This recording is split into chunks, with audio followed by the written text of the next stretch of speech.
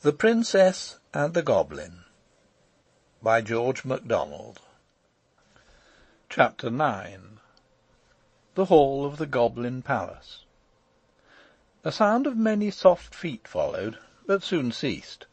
Then Curdie flew at the hole like a tiger, and tore and pulled. The sides gave way, and it was soon large enough for him to crawl through.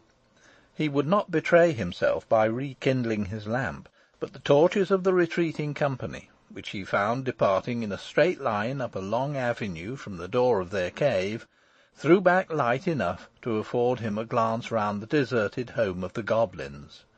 To his surprise, he could discover nothing to distinguish it from an ordinary natural cave in the rock, upon many of which he had come with the rest of the miners in the progress of their excavations.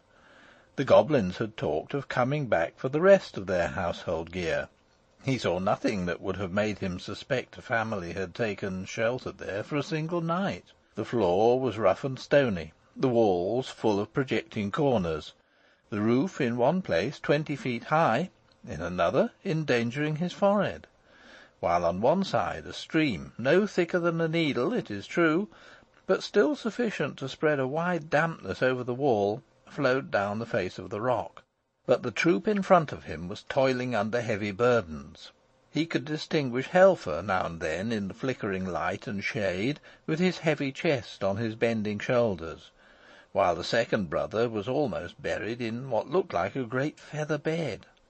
"Where did he get the feathers?" thought Curdie. But in a moment the troop disappeared at a turn of the way, and it was now both safe and necessary for Curdie to follow them, lest they should be round the next turning before he saw them again, for so he might lose them altogether.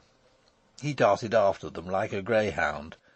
When he reached the corner and looked cautiously round, he saw them again at some distance down another long passage. None of the galleries he saw that night bore signs of the work of man, or of goblin either. Stalactites, far older than the mines, hung from their roofs, and their floors were rough with boulders and large round stones, showing that there water must once have run. He waited again at this corner till they had disappeared round the next, and so followed them a long way through one passage after another. The passages grew more and more lofty, and were more and more covered in the roof with shining stalactites. It was a strange enough procession which he followed, but the strangest part of it was the household animals which crowded among the feet of the goblins. It was true they had no wild animals down there, at least they did not know of any, but they had a wonderful number of tame ones.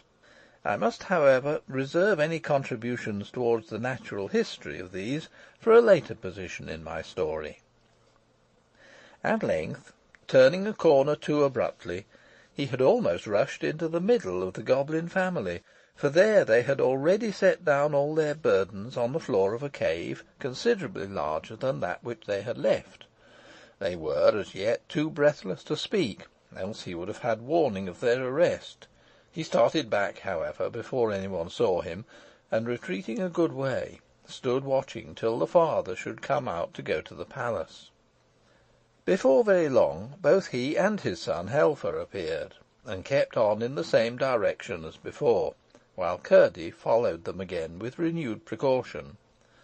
For a long time he heard no sound, except something like the rush of a river inside the rock, but at length what seemed the far-off noise of a great shouting reached his ears, which, however, presently ceased. After advancing a good way further, he thought he heard a single voice. It sounded clearer and clearer as he went on, until at last he could almost distinguish the words. In a moment or two, keeping after the goblins round another corner, he once more started back, this time in amazement. He was at the entrance of a magnificent cavern of an oval shape, once probably a huge natural reservoir of water, now the great palace hall of the goblins.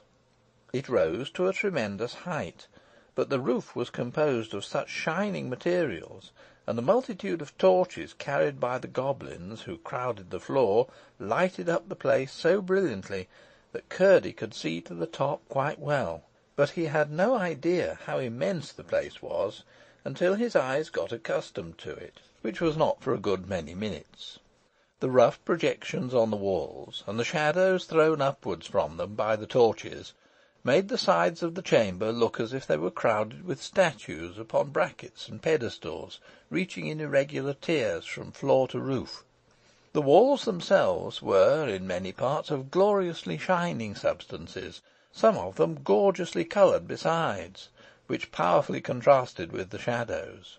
Curdie could not help wondering whether his rhymes would be of any use against such a multitude of goblins as filled the floor of the hall, and indeed felt considerably tempted to begin his shout over 1, 2, 3, but as there was no reason for routing them, and much for endeavouring to discover their designs, he kept himself perfectly quiet, and, peering round the edge of the doorway, listened with both his sharp ears. At the other end of the hall, high above the heads of the multitude, was a terrace-like ledge of considerable height, caused by the receding of the upper part of the cavern wall. Upon this sat the king and his court. The king on a throne hollowed out of a huge block of green copper ore, and his court upon lower seats round it. The king had been making them a speech, and the applause which followed it was what Curdie had heard. One of the court was now addressing the multitude. What he heard him say was to the following effect: "Hence it appears that two plans have been for some time together working in the strong head of his Majesty for the deliverance of his people, regardless of the fact that we were the first possessors of the regions which they now inhabit, regardless equally of the fact that we abandoned that region from the loftiest motives, regardless also of the self-evident fact that we excel them so far in mental ability as they excel us in stature. They look upon us as a degraded race, and make a mockery of all our finer feelings.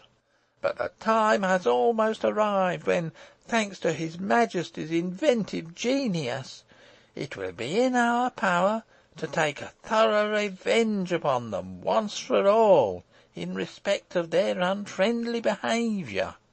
"May it please your Majesty," cried a voice close by the door, which Curdie recognised as that of the goblin he had followed. "Who is he that interrupts the Chancellor?" cried another from near the throne. "Glump," answered several voices. "He is our trusty subject," said the king himself, in a slow and stately voice. "Let him come forward and speak." A lane was parted through the crowd, and Glump, having ascended the platform and bowed to the king, spoke as follows: "Sire, I would have held my peace had I not known that I only knew how near was the moment to which the Chancellor had just referred. In all probability, before another day is past, the enemy will have broken through into my house, the partition between being even now not more than a foot in thickness." "Not quite so much," thought Curdie to himself. "This very evening I have had to remove my household effects. Therefore, the sooner we are ready to carry out the plan, for the execution of which his Majesty has been making such magnificent preparations, the better. I may add that within the last few days I have perceived a small outbreak in my dining room, which, combined with observations upon the course of the river escaping where evil men enter, has convinced me that close to the spot must be a deep gulf in its channel. And this discovery will, I trust, add considerably to the otherwise immense forces at his Majesty's disposal." He ceased, and the king graciously acknowledged his speech with a bend of his head, whereupon Glump, after a bow to his Majesty, slid down among the rest of the undistinguished multitude. Then the Chancellor rose and resumed. "The information which the worthy Glump has given us," he said, "might have been of considerable import at the present moment, but for that other design already referred to, which naturally takes precedence. His Majesty, unwilling to proceed to extremities, and well aware that such measures sooner or later result in violent reactions, has excogitated a more fundamental and comprehensive measure, of which I need say no more. Should his Majesty be successful, as who dares to doubt, then a peace, all to the advantage of the Goblin Kingdom, will be established for a generation at least, rendered absolutely secure by the pledge which His Royal Highness the Prince will have and hold for the good behaviour of her relatives. Should his Majesty fail, which who shall dare even to imagine in his most secret thoughts, then will be the time for carrying out with rigour the design to which Glump referred, and for which our preparations are even now all but completed. The failure of the former will render the latter imperative." Curdie, perceiving that the assembly was drawing to a close, and that there was little chance of either plan being more fully discovered, now thought it prudent to make his escape before the goblins began to disperse, and slipped quietly away. There was not much danger of meeting any goblins, for all the men at least were left behind him in the palace, but there was considerable danger of his taking a wrong turning, for he had now no light, and had therefore to depend upon his memory and his hands. After he had left behind him the glow that issued from the door of Glump's new abode, he was utterly without guide so far as his eyes were concerned. He was most anxious to get back through the hole before the goblins should return to fetch the remains of their furniture. It was not that he was in the least afraid of them, but as it was of the utmost importance that he should thoroughly discover what the plans they were cherishing were, he must not occasion the slightest suspicion that they were watched by a miner. He hurried on, feeling his way along the walls of rock. Had he not been very courageous, he must have been very anxious, for he could not but know that if he lost his way, it would be the most difficult thing in the world to find it again. Morning would bring no light into these regions, and towards him least of all, who was known as a special rhymester and persecutor, could goblins be expected to exercise courtesy. Well might he wish that he had brought his lamp and tinder box with him, of which he had not thought when he crept so eagerly after the goblins. He wished it all the more when, after a while, he found his way blocked up, and could get no farther.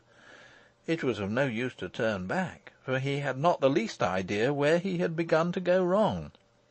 Mechanically, however, he kept feeling about the walls that hemmed him in.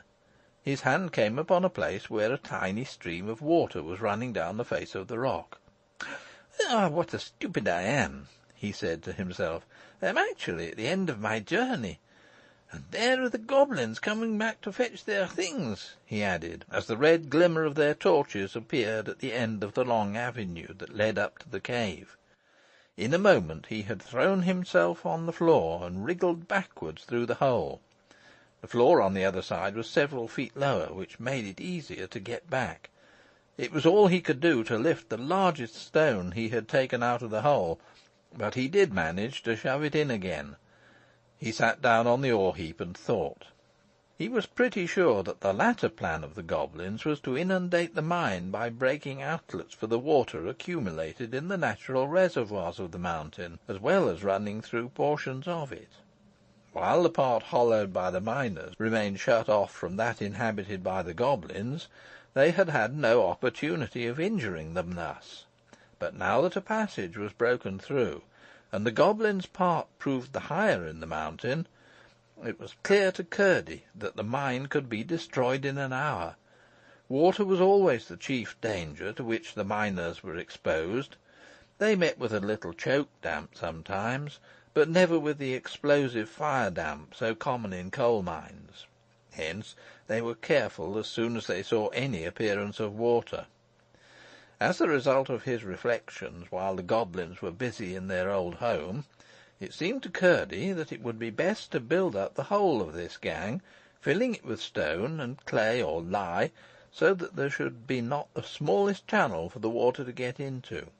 There was not, however, any immediate danger, for the execution of the goblin's plan was contingent upon the failure of that unknown design which was to take precedence of it, and he was most anxious to keep the door of communication open, that he might, if possible, discover what the former plan was. At the same time, they could not resume their intermitted labour for the inundation without his finding it out, when, by putting all hands to the work, the one existing outlet might in a single night be rendered impenetrable to any weight of water, for, by filling the gang entirely up, their embankment would be buttressed by the side of the mountain itself. As soon as he found that the goblins had again retired, he lighted his lamp, and proceeded to fill the hole he had made with such stones as he could withdraw when he pleased. He then thought it better, as he might have occasion to be up a good many nights after this, to go home and have some sleep. How pleasant the night air felt upon the outside of the mountain, after what he had gone through in the inside of it! He hurried up the hill, without meeting a single goblin on the way, and called and tapped at the window until he woke his father, who soon rose and let him in.